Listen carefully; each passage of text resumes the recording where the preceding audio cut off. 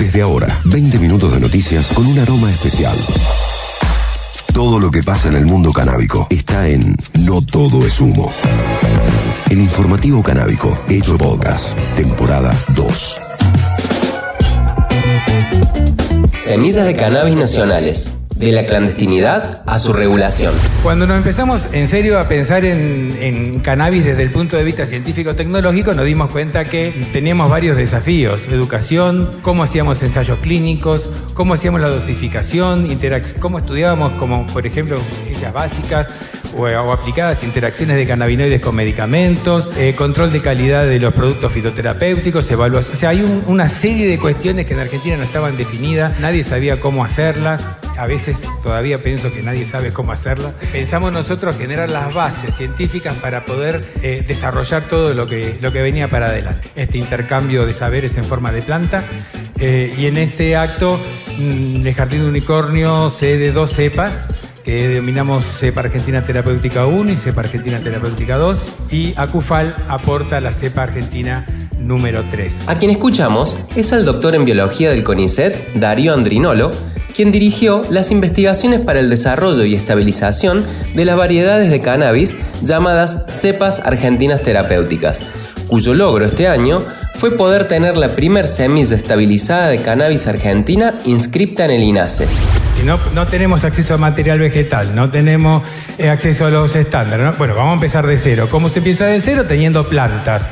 ¿Es ilegal? No es ilegal. La ley de investigador del CONICET dice que los investigadores podemos investigar cualquier cosa mientras esté dentro del rango de nuestras capacidades académicas. Y basados en esa ley, nosotros pusimos en cultivo la CAT 1, la CAT 2 y la CAT 3. Y le pusimos cepas argentinas terapéuticas en función de que imaginábamos la construcción de un banco de germoplasma nacional donde hubiera una lista importante de variedades inscriptas y colectivas a disposición de las personas. Bueno, una vez que tenemos las plantas, ¿qué tenemos que hacer? Bueno, hay que hacer la caracterización botánica y morfológica, hay que ver la parte agronómica, estudiar la genética de las plantas y por supuesto la bioquímica. El proyecto estuvo a cargo de la Cátedra Cannabis y Salud de la Universidad Nacional de La Plata y 2 asociaciones civiles, Jardín del Unicornio y Cultivo en Familia de La Plata.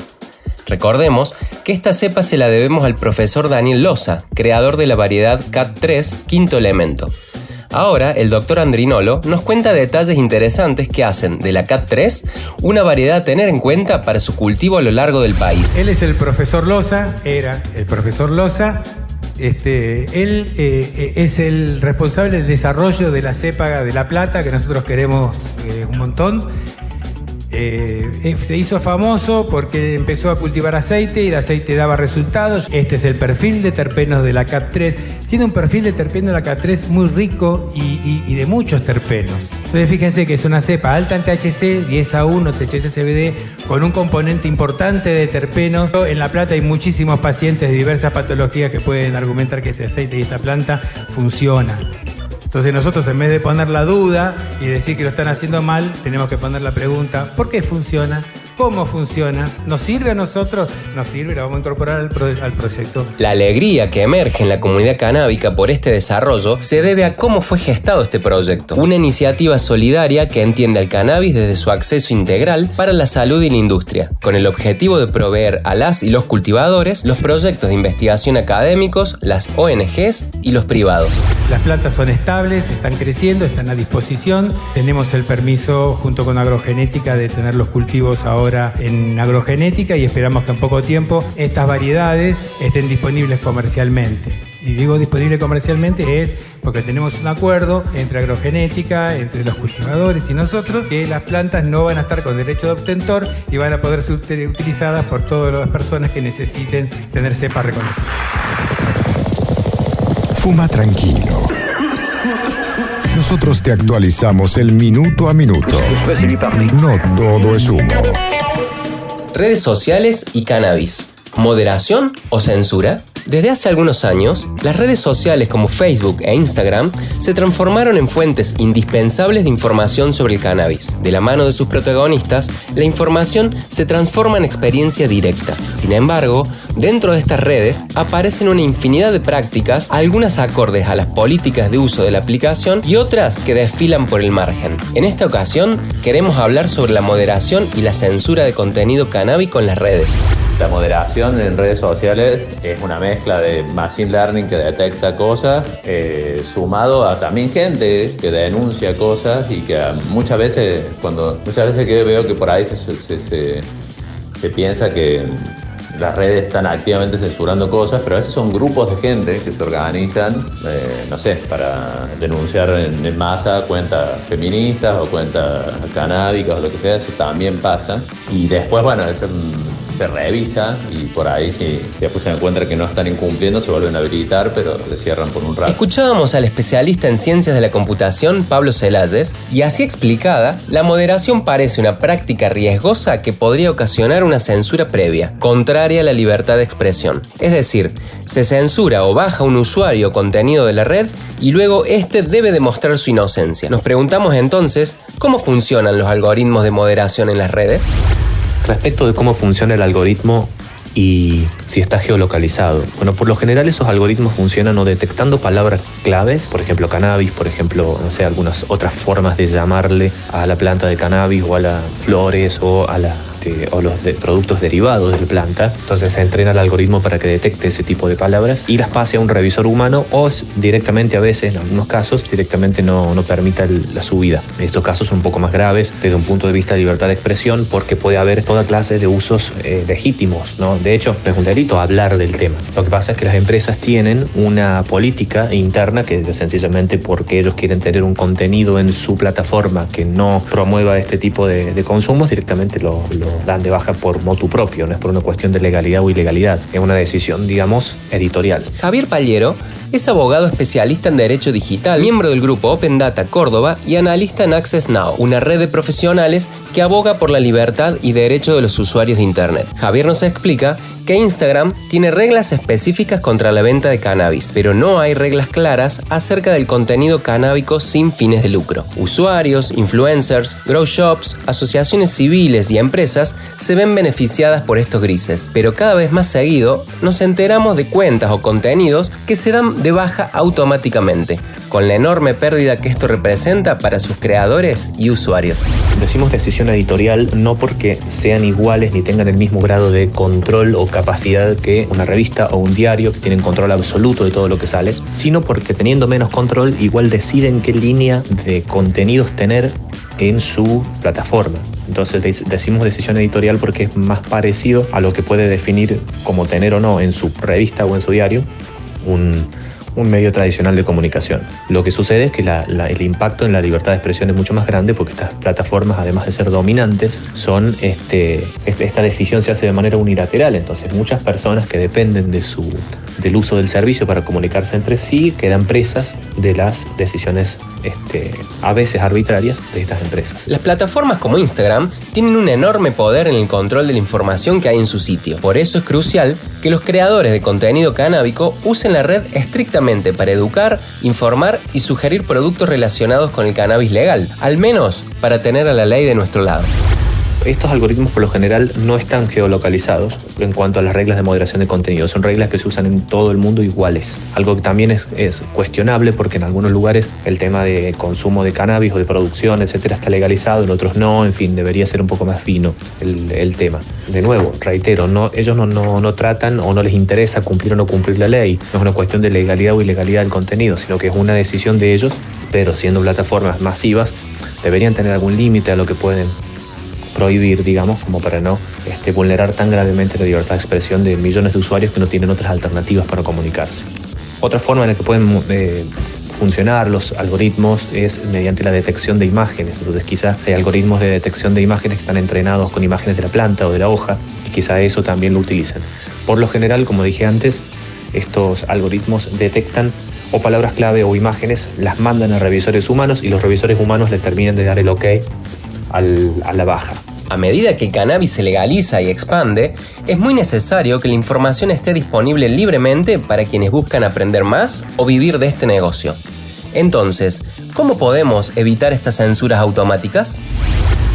Finalmente, la forma de evitar este tipo de cuestiones es, a veces buscándole la vuelta, ¿no? Comunicarse un poco como en clave para evitar que estas cosas aparezcan en la detección automática. También puede ser que haya otros usuarios que reportan el contenido, ¿no? Entonces esa es otra forma también en la que se enteran las plataformas y así ejecutan sus términos de uso. No todo es humo. Internacionales. Barcelona, ciudad europea con más restos de cannabis en sus aguas residuales. En Barcelona se está analizando el alcantarillado como parte de un estudio europeo más amplio y centrado en los ciudadanos.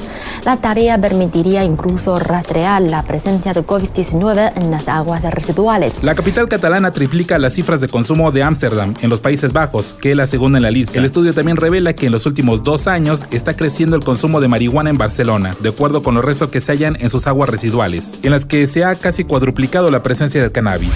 El objetivo del proyecto ScoWater es innovar la digitalización de los servicios acuíferos mediante los resultados que aporte la monitorización de los sistemas de aguas residuales. En 2019 se habían detectado 149 miligramos por cada 1.000 habitantes. En cuanto al consumo de cocaína, hallaron en Barcelona 665 miligramos por cada 1.000 habitantes, mientras que en Ámsterdam fue de 886 miligramos. El proyecto analiza las aguas residuales de 75 ciudades europeas de 25 países para estudiar las conductas de consumo de drogas de sus habitantes y es el mayor número de países que han participado hasta la fecha, a pesar de la perturbación provocada por la COVID en el periodo de estudio. El estudio de 2021 apunta a un aumento general en la detección de 4 de las 5 drogas estudiadas y el MDMA fue la única droga que se registraron descensos en la mayoría de las ciudades investigadas.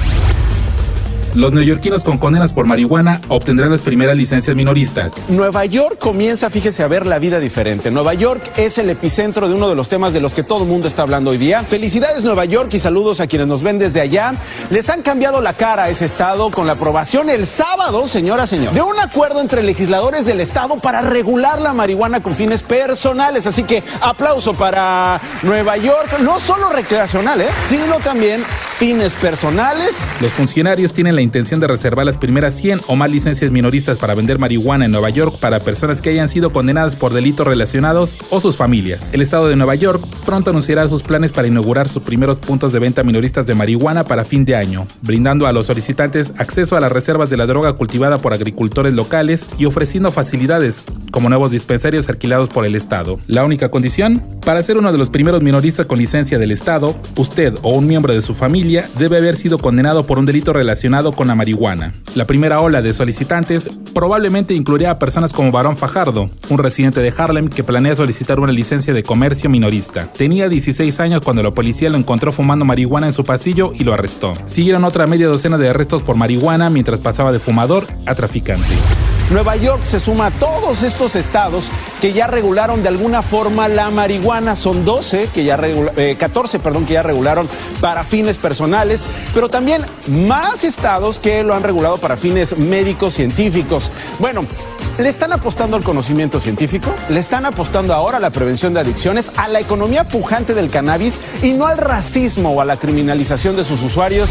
La pizza loca y feliz, con sabor a cannabis, que arrasa en Bangkok. Es la hora del almuerzo en Bangkok. En la cocina de este restaurante de la cadena tailandesa se está preparando la última especialidad del menú. Ni tomate, ni queso, ni aceitunas. El ingrediente principal de esta pizza, el cannabis. Pero que nadie se alarme. El director de la cadena pone los puntos sobre las íes.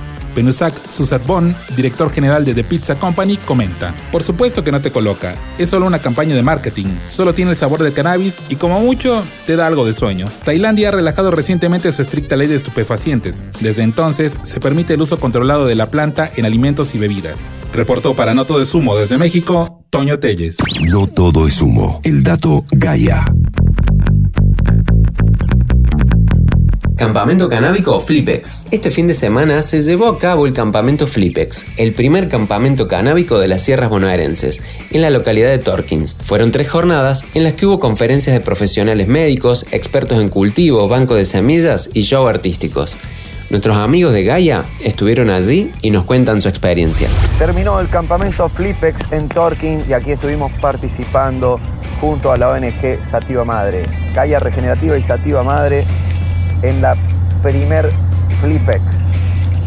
Nos despedimos de Campamento Flipex realmente habiendo vivido una experiencia única, sin precedente en el país y que seguramente va a dar mucho que hablar, ya que este festival se organizó, se pensó desde la idea o desde el disparador hace unos 2 años cuando hubo un problema dentro de la sociedad donde un cultivador fue detenido por plantar para consumo medicinal y básicamente eso empieza un poco esta historia. Disfrutamos de 3 jornadas hermosas, la verdad, donde hemos podido compartir charlas, gran cantidad de expositores, stands, un corredor gastronómico realmente exquisito y 2 escenarios con la participación de artistas como Radagás, Capanga, increíble. Sin duda alguna, lo más convocante en el evento fueron las diferentes charlas y obviamente los diferentes disertantes del evento.